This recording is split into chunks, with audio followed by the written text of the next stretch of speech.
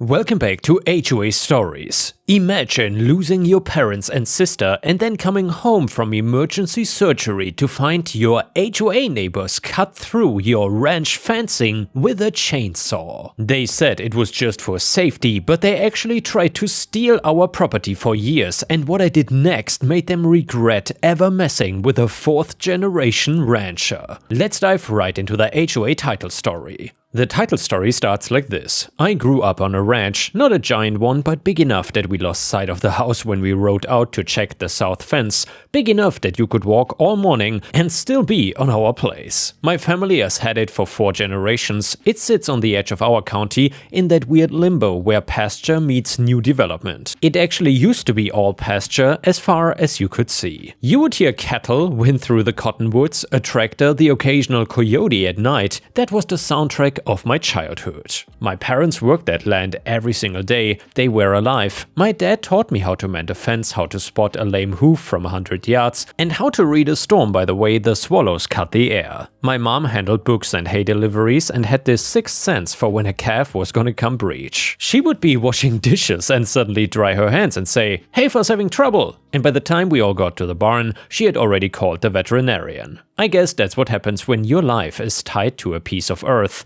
You learn it like it's your native language. I've got a sister, well, had, I should say. She was 3 years younger than me and the only person who could keep up with my dad on foot. She had more stubbornness in her than any mule we ever owned. When we were kids, we would race down the section road to the creek and try to skip rocks as far as we could. She always beat me. It drove me nuts. She would laugh, toss her braid over her shoulder and say, "Try again, slowpoke." When we grew up, that never changed. Life knocked us around and she kept saying, "Try again." There's a lot of the ranch in her, I guess. The ranch predates everything around here, and that matters later. And I need to say it now because it means there were maps, surveys and written records long before the HOA people ever thought about moving here. That landline by the creek, it's been our boundary since the county first drew lines on a map. The road that runs along the east fence, it's on our deed. Every few months we would fill in potholes with the shovel and track the bucket and call it good because it was ours and because it felt like the decent thing to do. People used it to get to town faster. The road shaved about 7 minutes off the trip if you knew how to drive on gravel without sliding into the ditch. My folks did not mind really. Back then there were only a few neighbors anyway, farmers and old ranchers who brought food when you were sick and showed up unasked when your barn roof needed help. However, then the big money started creeping in. I remember the afternoon the survey flags showed up like a rash on the prairie grass. Bright pink lines cutting across where, as far as I was concerned, nothing should ever be cut. I was home from college, throwing square bales and acting like I had not gotten soft from cafeteria food. My dad sat in the shade of the barn drinking water and rubbing his knee. He said, "They're putting in a planned community north of us." He said planned like the word itself tasted funny. My mom frowned, stared towards the rise where the flags crooked across the skyline, and said nothing. My sister climbed up on the fence rail, squinted and said, "Those people don't know wind turns from the west in the late afternoon," which was her way of saying they won't be ready for what this place really is.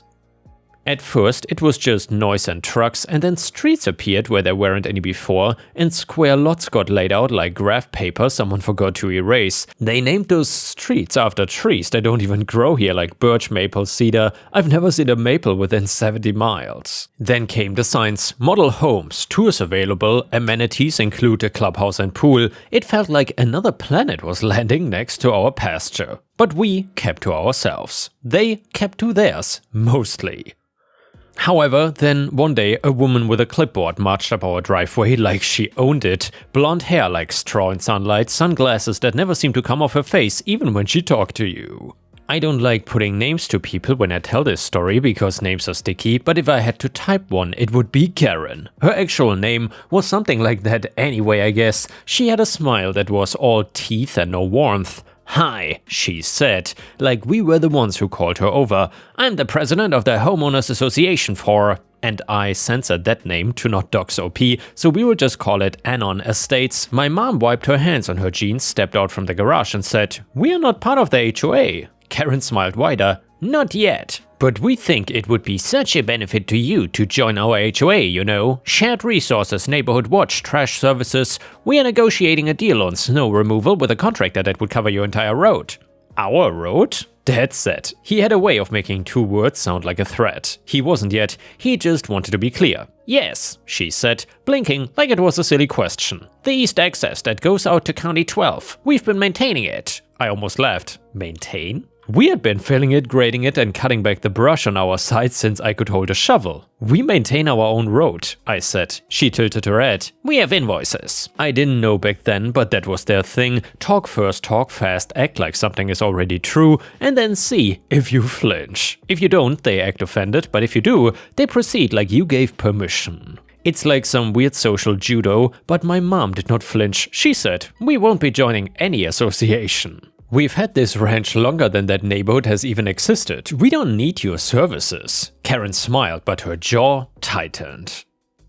We are just trying to be neighborly. There's also the matter of the fence on your north side. Our survey shows it encroaches on our property. And yes, she actually said encroaches. I remember because my mom's eyes went flat. My mom turned, pointed at the fence line along the top of the draw and said, that fence sits on the line. The line your builders put on their plan matches that. We've got the county plats. It's been there for 50 years. Karen flipped through her clipboard like she was checking a magic spellbook. Our HOA bylaws require uniform fencing and easements for pedestrian access. My dad stepped forward, hooked his thumb in his belt and said, we're not in your HOA, and our cattle don't do pedestrians. She didn't laugh though, I will give her that. She just made a note and left. That's how it started. Not with fireworks, but with a woman and a clipboard and a smile that did not reach her eyes. They kept coming back, different people, same pitch though. Sometimes a guy with a polo shirt and loafers would talk about synergy and community standards. Sometimes they would drop off a flyer in our mailbox about protecting property values. They always walked onto our place, by the way, like they had an appointment we had missed. The only appointment they had was with the gate. We had to start locking from now on. The weirdest part was how they talked like the ranch was a problem they needed to fix, like we were an eyesore in their brochure. They wanted us to pave the road, they wanted us to change our fence so it matched their white picket jokes. They wanted an easement across the north side so they could walk their dogs down to the creek. They wanted our hay bales moved so they didn't smell when the wind blew south. They wanted our roosters to shut up at dawn, and they wanted cows to stop being cows. I guess it never occurred to them the ranch was here first, or maybe it did and they didn't care. And we said no so many times I started doing it in my sleep. Some of them got mean about it. They left notes taped to our gate saying things like, your non-compliance affects us all, and join or face legal action. One guy cornered me at the feed store and said, you're dragging our neighborhood down. I told him to drag himself out of my face. He told me I would be hearing from a lawyer. I told him I had heard worse from a bull calf. They tried county code complaints next. We would get a letter saying untidy property and vegetation overgrowth. We would clean up, not because they told us to, but just because we had a lot to do, and sometimes the south hedgerow got away from us. They would complain about animal noise. The county guy came out and said, it's a ranch. He smiled, shook my dad's hand, and left. He was one of the old-timers too. He got it. He knew the difference between a nuisance and the way a place actually works. I wish this story was just about them being annoying to us. That would be easy. You roll your eyes, you lock your gate, you put up a sign that says no soliciting, and you go on with your life. But life didn't give us that. What happened is, my parents died in a car accident in late November 2 years ago, and it was that time of year when dusk comes early and the deer get jumpy, and my dad was driving. Mom was texting my sister a picture of the sunset over the west pasture. It was the last thing she sent. A buck leaped out from the ditch on County 12, and they swerved. They hit a cottonwood. They didn't make it. People talk about grief like it's a wave that hits you sometimes. Maybe that's true for some folks, but for me, it was like the air itself got heavy. Every step took effort, every room had an echo that kept saying their names, but they were not in the room to answer. I had to handle the ranch, the funeral, the finances, the animals, and 1,000 questions I didn't know I was supposed to ask. People came by with casseroles and folded dollars and hugs. My sister sat at the kitchen table with a cup of coffee she never drank and stared at the door like Mom and Dad were going to walk in late from checking the south gate. We held each other and cried until my shirt was stiff with salt. The HOA sent a card. It was one of those generic sympathy cards with a watercolor bird on the front. Inside, someone had written, "We are so sorry for your loss. Please let us know how the HOA can support you in this difficult time." There was a business card stapled to it. The HOA president, Karen. We didn't answer. We were busy with life and death and practical things, and with crying in the shower so no one would hear, and with standing in the barn at night because the hay smell felt like a hug, and with staring at the sound of our own heartbeat and wondering how to make a life now that the two people who told you how were gone. After the funeral, a couple of HOA board members came over with food and a pitch. They did it at the same time, like grief was a sales opportunity. "We can help," the man said, one of those polo shirt guys with hair that didn't move. "We can cover snow removal and road maintenance and help you with security." The HOA Karen stood slightly behind him, hands folded over her clipboard like she was at church.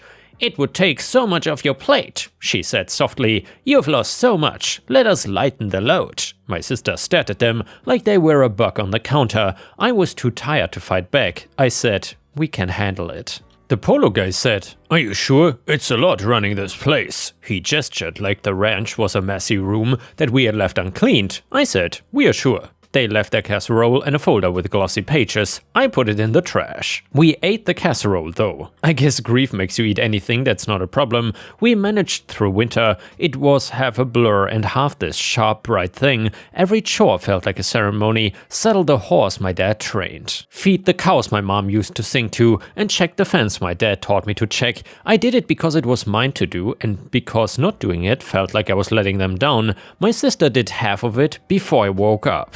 We worked like we could outrun sadness if we just moved fast enough. Spring came, and with it a sense that maybe we were gonna get through. The calves came, the grass turned that bright green that always makes me think of hope. The prairie chickens did their dumb dance in the upper field, and we sat on the back of the pickup and watched and laughed. We started to talk about plans. Maybe we would plant a windbreak on the north side. Maybe we would finally put in the better squeezed chute. Maybe we would take a day to go to the lake, like we used to when we were kids. Then the river took my sister. She was not drunk, she was not high, she was not running away from anything except silence. She drove out at night and took the curve by the old bridge too fast. That's what the sheriff said. She must have misjudged it. Maybe the tires hit gravel, maybe she meant to hit the brake and hit the gas. I don't know. I will never know. The truck went through the guardrail and down into the water. They pulled her out the next morning. I don't have words for that. People say devastated, heartbroken, shattered, and they all feel like they belong in a greeting card. I felt like air did not work anymore, like the sound of my own breath was someone else's. The house was a tomb, the barn was another tomb, the fields were too wide and too empty. I couldn't look at the creek without thinking of a different water and a different night. The HOA sent another card. I didn't even open it. I tossed it into the drawer with the old twine and unopened junk. I stopped going to town for a bit. The neighbors, real neighbors, the ones who had been here, brought food and tools. And awkward silence that felt like respect. The HOA people drove by even more slowly. I could feel their eyes on the house like a draft.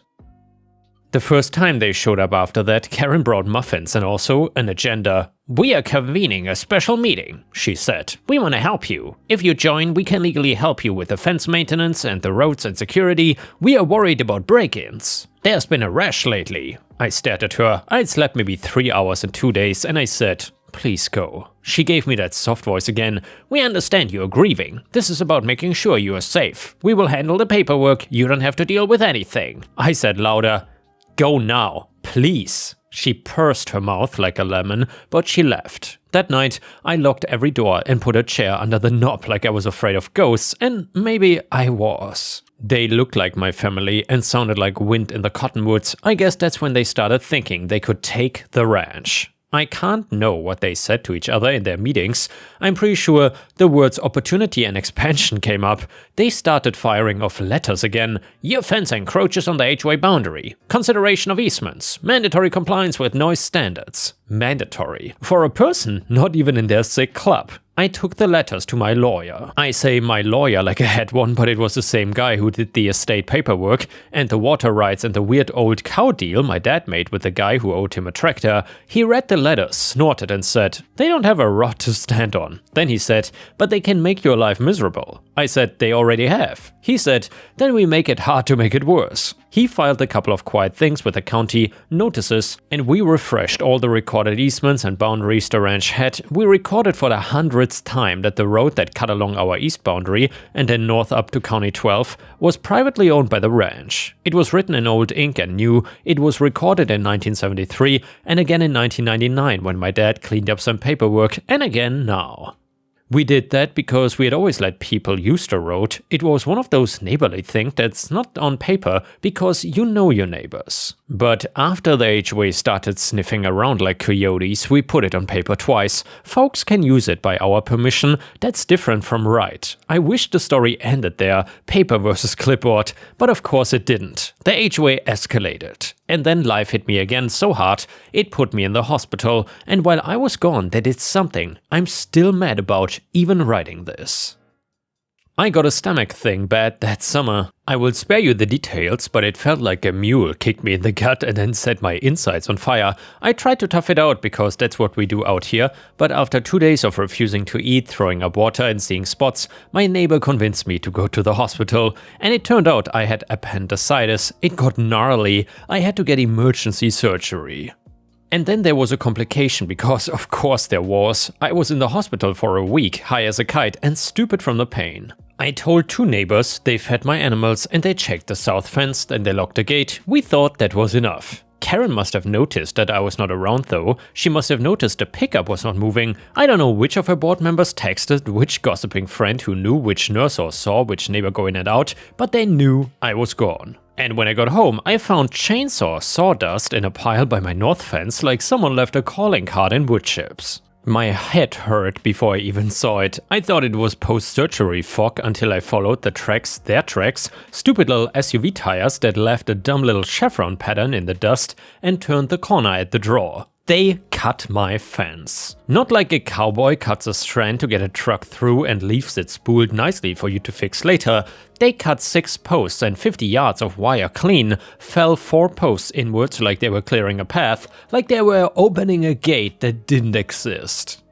Also, there were boot prints everywhere, a couple of lawn chairs on their side and the grass on the HOA side, as if they'd been watching, a discarded Gatorade bottle on my side. I bent down and picked it up without thinking, and then cursed because now my fingerprints were all over it. I set it back down, made myself breathe, and called the sheriff. He came out and he is the same guy who pulled my sister out of the river, so devolving into a puddle in front of him felt unprofessional. He looked at the fence, the cut post, the tire tracks. He looked at me like I was a dog that's been kicked too many times and doesn't know whether to bite or roll over.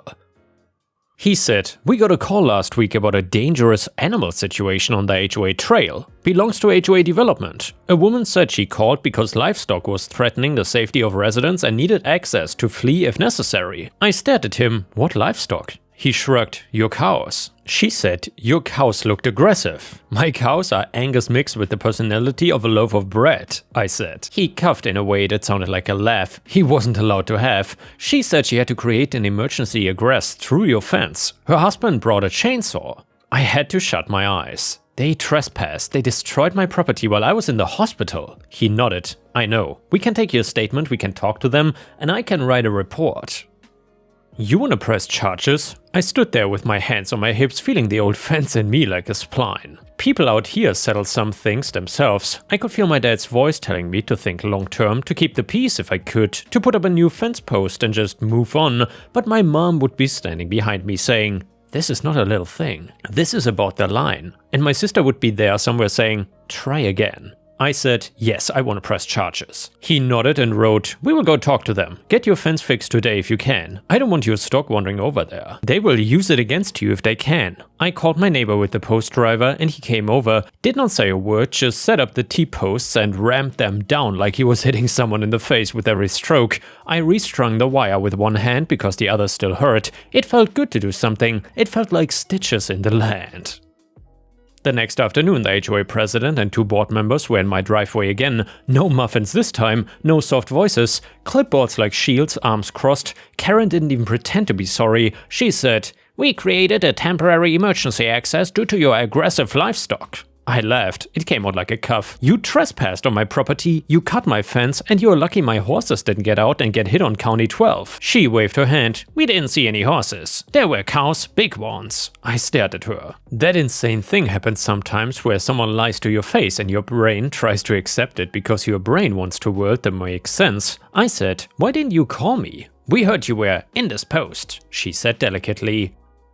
"We needed to make a decision for the safety of the community." I said, "The community does not include my ranch." She smiled again with no warmth. "It will. You need us. The sheriff said you're pressing charges. I think that's a mistake. It will make you very unpopular." I kept my voice level. "I'm already not very popular with you." Her jaw flexed. "We are gonna be improving the trail system and we need access to the creek. Your fence is an eyesore and it's on our easement. The developer guaranteed creek access." I pointed at the plat map I now kept in a folder by the door like a talisman. "That's a lie. There's no recorded easement on my property. The developer cannot grant what he doesn't own. And if you bring a chainsaw onto my property again, I will see you in court personally." She raised an eyebrow. "You will sue the HOA?"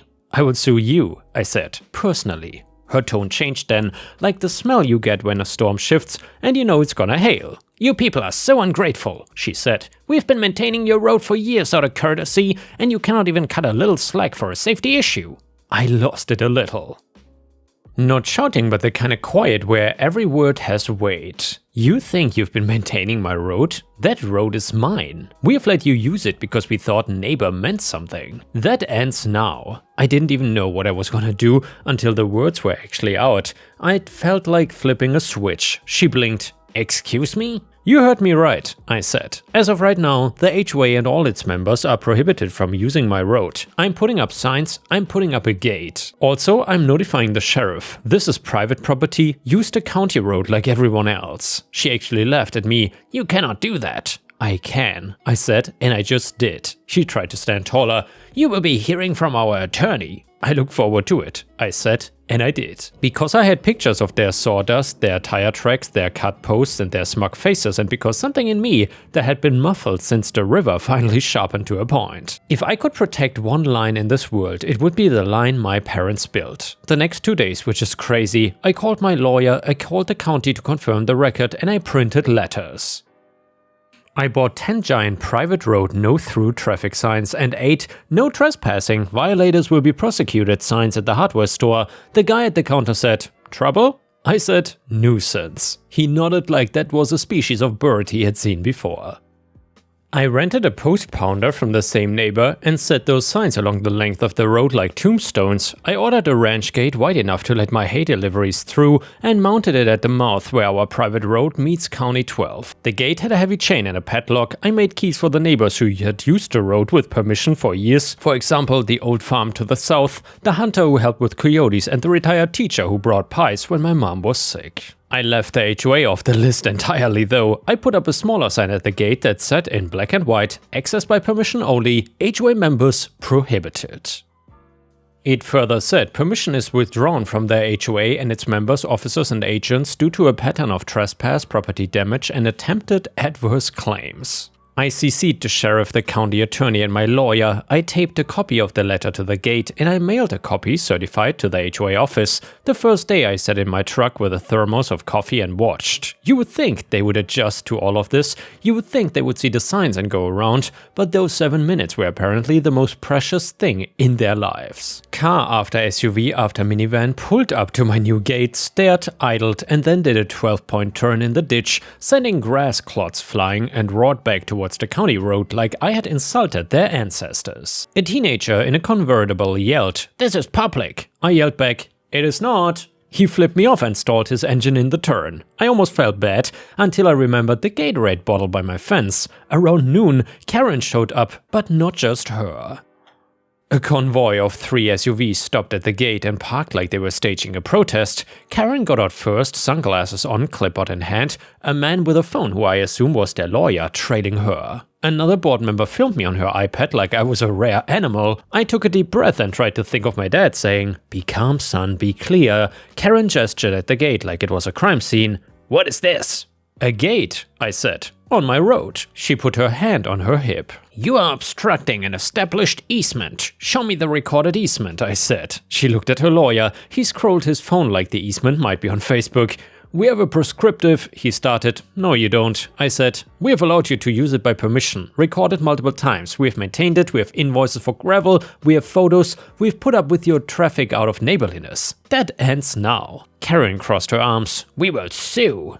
"Do it," I said. "But meanwhile, don't use my road." She stared at me for a long time, the kind of stare that is supposed to make people wilt. I didn't wilt though, I had lost too much to be scared of a woman with a clipboard. She said, "You're making enemies." I said, "I've got enough." They left. Tires spitting rocks once again. The only thing that got through my gate that day was the wind. Things got weird fast though. I expected angry emails, and yes, I got those. I expected Facebook posts full of lies, and yeah, I got those too. Posts like, "Rancher refuses to be part of the community. Dangerous aggressive animals threaten children. Selfish farmer cuts off emergency access." They used the word farmer like an insult. I didn't expect their next move. 2 mornings later, I woke up to the sound of a diesel engine idling way too close. I walked out to the driveway in my boots and old sweatpants and a jacket I hadn't zipped, and stopped. A full-size semi-truck was parked sideways across my gate. Not on the county road, which they'd actually have gotten in trouble for, on my property. The driver had backed into my ditch, left ruts like a Godzilla track,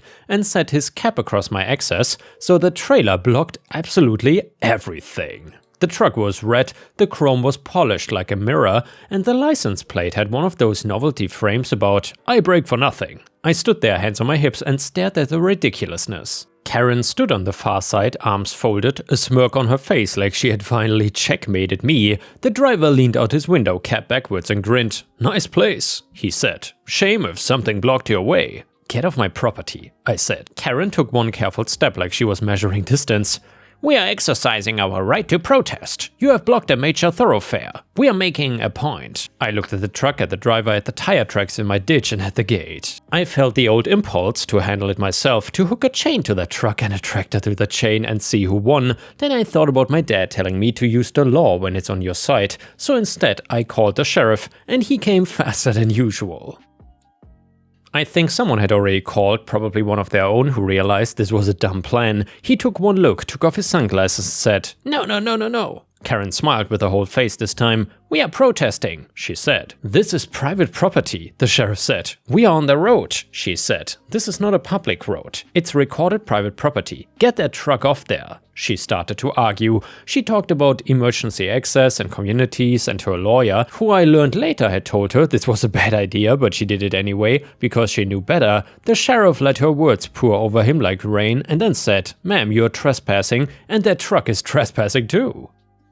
If you don't move it, I'm going to have it towed and cite the driver. If he resists, I will arrest him. If you resist, I will arrest you." The driver, who had been grinning like he was in on the joke, suddenly looked less sure. "Hey, I'm just here because she hired me," he said. Karen spun on him. "Don't you move that truck." He held up his hands. "I ain't getting arrested for your HOA," he said and started his engine. Karen stepped in front of the wheel. He revved, but she didn't move. The sheriff pinched the bridge of his nose like he was praying for patience.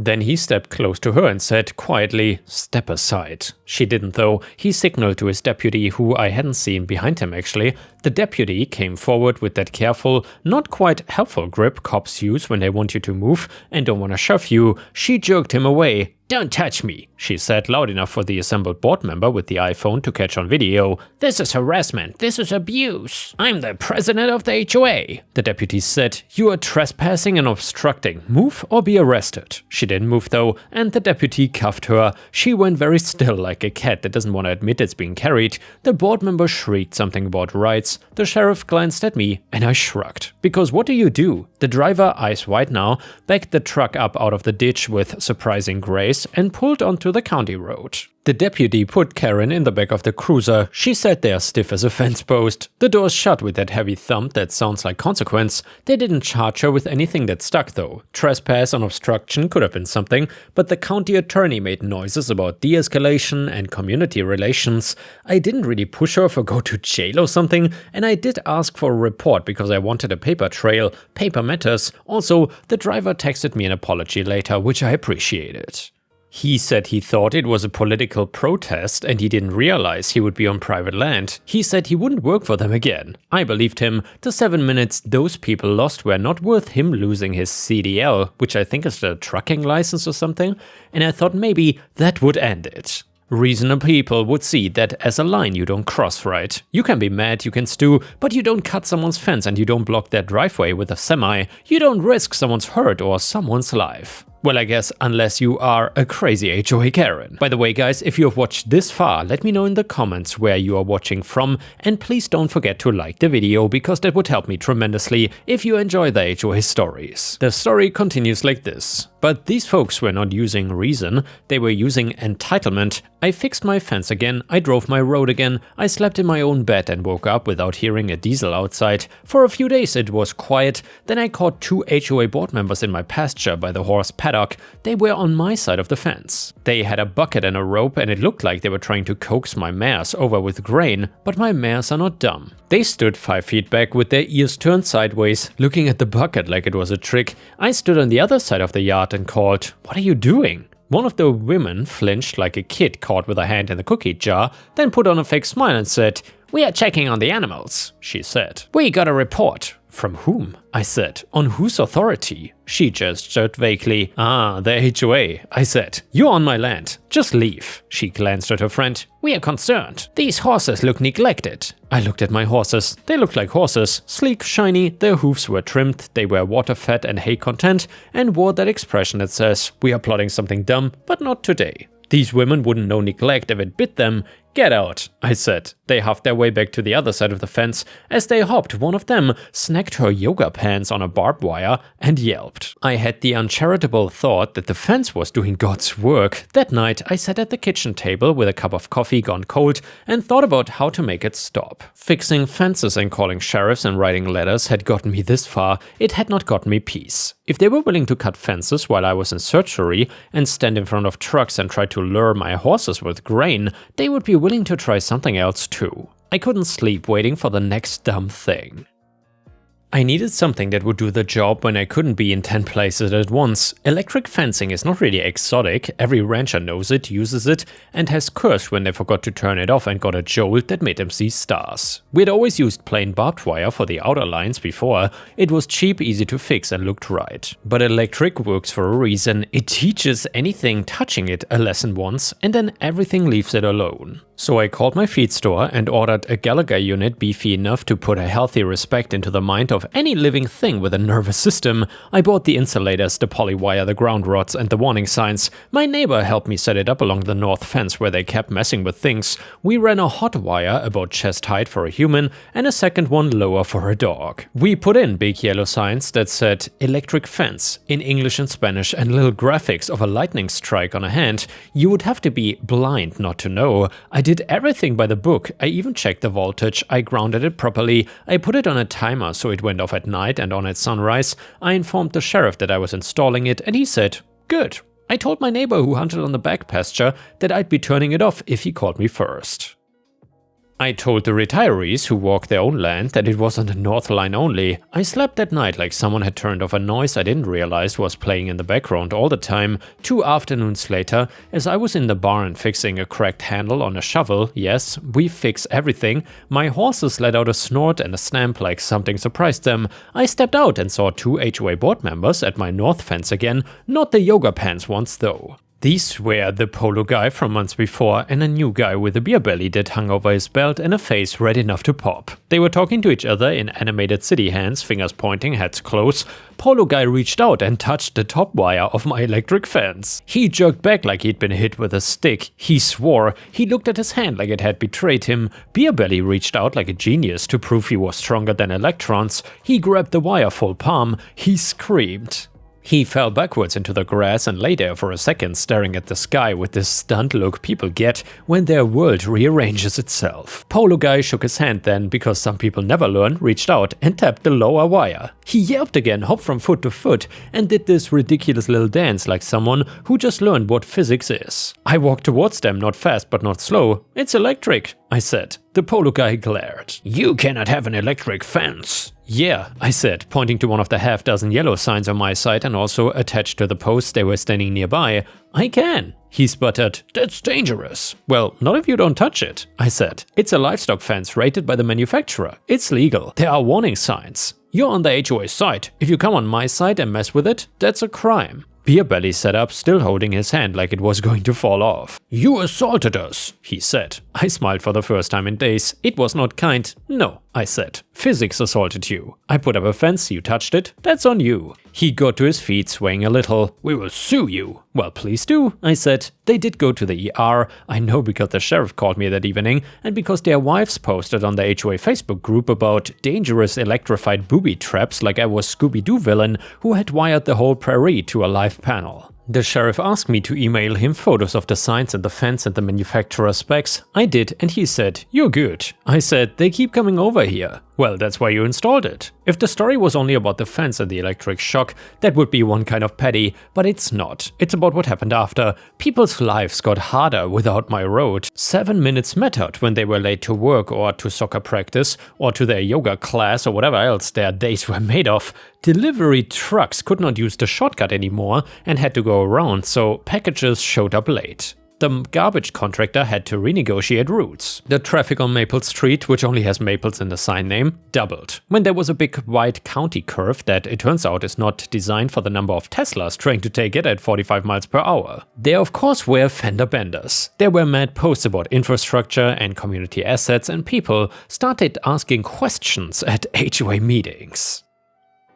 Real questions, not the kind where everyone nods at the president's plan to increase dues to fund a new shrub at the clubhouse. On top of that, the fence thing made them look bad. I didn't go to the news, I didn't post on Facebook, I didn't need to. They did it for me. They circulated their version of the story so loudly, they drowned out their own story. "He assaulted us" turned into "We touched a fence marked electric and it shocked us." When someone in the comment section said, that's how electric fences work. Somebody posted a photo of my warning signs and got roasted by their own neighbors. Why were you on his side? Why were you at his fence? Why are you still after this ranch? A couple of long-term residents in the development, yes, those exist. People who moved here because they liked the view and not because they wanted to make the view into a mall, wrote long posts about how the ranch was here first and how they actually liked hearing my roosters and how they were embarrassed to be represented by people who thought a livestock fence was controversial. The more noise they made, the more people looked at the facts, and facts were not on their side. The road is mine, the fence is mine, the creek is not theirs, there is no easement, they cut my fence while I was in the hospital. They tried to block my gate with a semi, and 2 of them tried to lure my horses with grain. 2 more touched an electric fence and discovered electricity exists. None of that made them look like victims. It made them look like the story they were trying so hard not to be, aka entitled. I did file civil claims, not lawsuits, not yet. Claims. I had my lawyer send formal demand letters for the fence repair costs, the time, and the damage to my ditch from the semi. I had estimates, I attached photos, I CC'd the HOA's insurance. If you wanna mess with me, I'm gonna make it expensive. They ignored it at first though. Then their insurance adjuster called me and said, "What's the minimum we can pay to make this go away?" I said, "The number I sent." They paid for the fence cuts, they balked at the ditch, I sent photos again, they paid halfway, fine. Paper matters. There was one other piece of this I haven't even mentioned yet because it happened over months. The HOA had an election and it turns out people got fed up with being run by people whose idea of leadership is bring your chainsaw. Enough of the HOA folks who were mad about the road and the semi thing and the electric fence and the embarrassment of their tantrums making them TikTok famous in our small way. Yes, someone put up a video of Karen getting gently escorted into the cruiser with the caption, "When HOA Karen meets the real world." It did numbers, it pissed them off, but it also told a lot of the other residents something they didn't know. Their board was out of control. I didn't really campaign, I didn't have to. Regular people did instead. People who just wanted to get to work and wanted their kids not to be scared of cows and wanted not to be the butt of every joke at the feed store. They put up flyers that said, "Restore sanity." They ran two sensible folks, a retired school principal and a guy who runs a small landscaping business. They promised to stop trying to eat the ranch like it was a pudding cup. They promised to work on internal traffic solutions. They promised not to use chainsaws on fences they did not own, and they won. The first thing they did was send me a letter. It said in plain language, "We apologize for the actions of the previous board. We will cease all attempts to claim any portion of your property. We would like to request emergency access permissions for the fire department only to be used in actual emergencies. We will stop using your road. We will instruct members to stop using your road too. We would like to meet and start over." I actually read it twice, then I called my lawyer to make sure I was not walking into a kind of trap or something. He read it and said, "This is what reasonable looks like." I said, "I barely remember." And he said, "Me neither." We met, not at my house, at the coffee place in town with the bad muffins and the good coffee. The principal had a binder, the landscaper had dirt under his fingernails and the kind of sunlines on his face that meant he worked for a living. They did not bring a clipboard, they did not bring a lawyer, they brought a real apology and a plan for signage inside their development that would reroute their people away from my gate. They offered to reimburse me for the ditch damage without me having to send 3 more letters. They asked nicely, not demanded, if I would consider allowing emergency vehicles through the gate if there was a fire at the far north end where the county road gets backed up. They even proposed putting a Knox box on the gate like businesses do so the fire department can open it. They even offered to cover the cost. I didn't agree that second. I thought about it and I took a couple of weeks. I walked the north pasture at dusk where my parents used to walk and my sister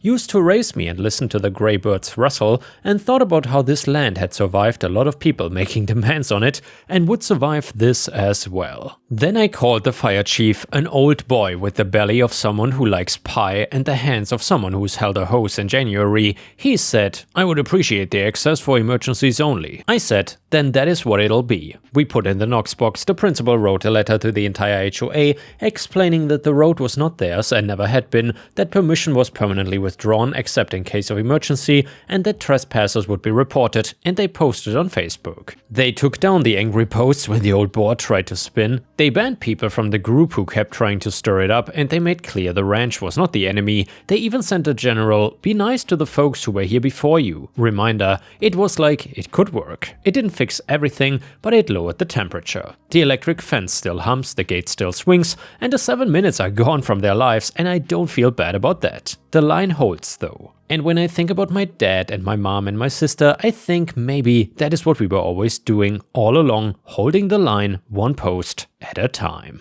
The next one is a revenge story that you don't want to miss. It is titled, "He robbed an old man and we delivered him straight to the cops." So there's an old man called Robert in my village who's been a widower for years. He lives alone on a small farm just off the main road with chickens, a few goats, a horse, a garden, that kind of peaceful life. He's one of those people everyone calls a saint. He never raises his voice, always has biscuits for the kids, and always helps when someone needs something. When I was a kid, I used to spend afternoons at his place with my friends feeding the animals, running around the trees and drinking juice from those old school glass bottles. And one of those friends was David, a kid who came from a rough background but was always welcome at the farm, just like the rest of us. Now we are all adults and David didn't turn out great. He's known for petty crimes, always looking for a quick score. He was kicked out of his parents' house more than once and most people had already cut ties with him, but not Robert. One night, a few days ago, David knocked on Robert's door asking for a place to crash. It was cold and he said he had nowhere else to go. Robert, as always, let him in. He gave him a warm bed for the night and the next morning he went to the local market to buy Kosepic cereal and something nice to make breakfast for David, but when he came back, he found David rummaging through a drawer where he kept some savings. Even after being asked what he had put in his pocket, David said no and took off. And seriously, that broke something in me. Me and another friend who also grew up going to that farm tracked him down and pretended we didn't know anything. I offered him a ride and he said yes, as we usually do here, but instead of driving him to the center, we drove him straight to the police station. I explained everything to the cops and they arrested him because he confessed while waiting for Robert to show up. He is now in custody awaiting trial and I hope justice is served. Also, Robert cried in front of us not because of the betrayal but because in his words, "I thought you had all forgotten me." That broke my heart so badly. We had stopped visiting him as we grew up, just waving instead of just stopping by. That made me realize how much of a piece of crap I am too, so now I am visiting him at least once a month. He may have been robbed that day, but he also got a reminder. Not all of us turned out like David. Some of us remember who raised us and who helped keep us off the streets and away from temptation when we were kids. I protect what matters, always. And yeah guys, thank you for watching, please don't forget to subscribe and I will see you again tomorrow.